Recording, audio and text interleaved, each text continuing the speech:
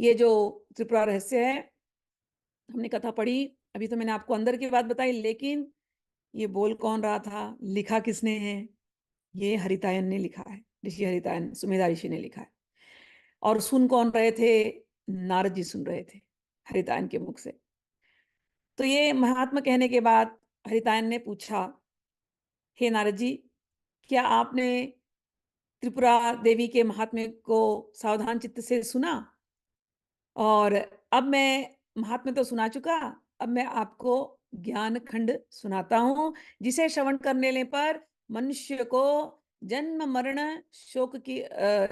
रूप के शोक की प्राप्ति नहीं होगी।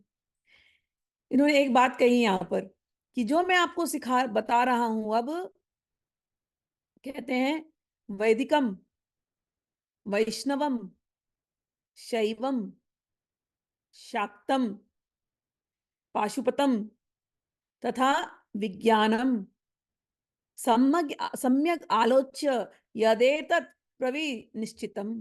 कह रहे कि ये जो अब मैं आपको सुना रहा हूं, ये सारे शास्त्रों का सार निकाल करके अब आपको बता रहा हूं। क्या बोला? ये सार है ज्ञान खंड।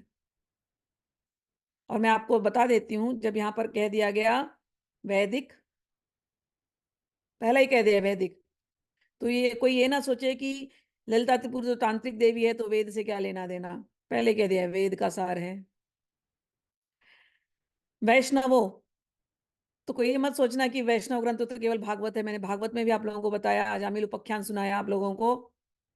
आज तक लोग सोचते थे कि अजामिल उपाख्यान तो बस ऐसी कोई कहानी होगी, लेकिन सुखदेव जी ने, वो इतनी छोटी सी लाइन है जिसको कभी कोई वैष्णव लोग हाईलाइट करते भी नहीं है शायद, लेकिन हमारे लिए वो इम्पोर्टेंट है, क्योंकि हम तो शाक्त भी, हम शक्ति के उपासक हैं। तो हमें हमारे गुरुओं का नाम जब मिलता है सुनने के लिए, श्रवण करने के लिए, तो हमें हमें अच्छा लगता है।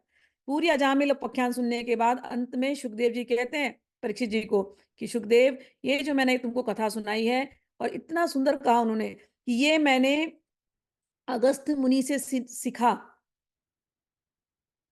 और अगस्त्य मुनि उस समय क्या कर रहे थे ये सुनो। अगस्त्य मुनि उस समय शालिग्राम में श्रीहरि की पूजा कर रहे थे। जो अगस्त्य मुनि ने हमें ललिता त्रिपुर सुंदरी के बारे में बताया है, वो शालिग्राम में श्रीहरि की पूजा कर रहे थे। और आप लोग सोचोगे कि ये आप ऐसी वैसी बातें क्यों कर रही हैं, ब्रह्मांड पुराण खोल लेना, वहां पर जाकर के देखना। अगस्त्य महर्षि ने स्वयं कृष्ण भगवान की स्तुति करी है। हमारे जो सनातन धर्म में तंत्र वेद, इसको अलग अलग दृष्टि से देखने की बात ही नहीं थी। ये तो आज के युग में हुआ, ये द्वंद्व शुरू किया गया। तो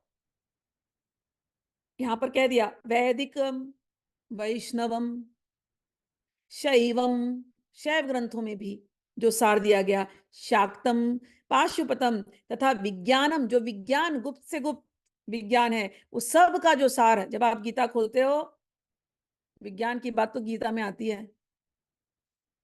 भगवान कहते हैं ये मैं जो तुम्हें दे रहा हूं, ये विज्ञान है, ये परम गुह्य है, 9वें अध्याय में। तो विज्ञान, ये सभी दर्शनों का भली भांति विचार करके निश्चय किया गया है, ये जो त्रिपुरा रहस्य है। अब आप सोचोगे इसके अंदर है क्या रहस्य, लोग खोलते ही नहीं, बुक तो समझ ही नहीं आता। मैं आपको सच बता रही हूँ, ये शुरू होगा आत्मा से। आपको लगेगा बिल्कुल गीता ही है। गीता का जो सांख्य है 6वें अध्याय का, वो बिल्कुल इसके अंदर दिया गया है। तो यदि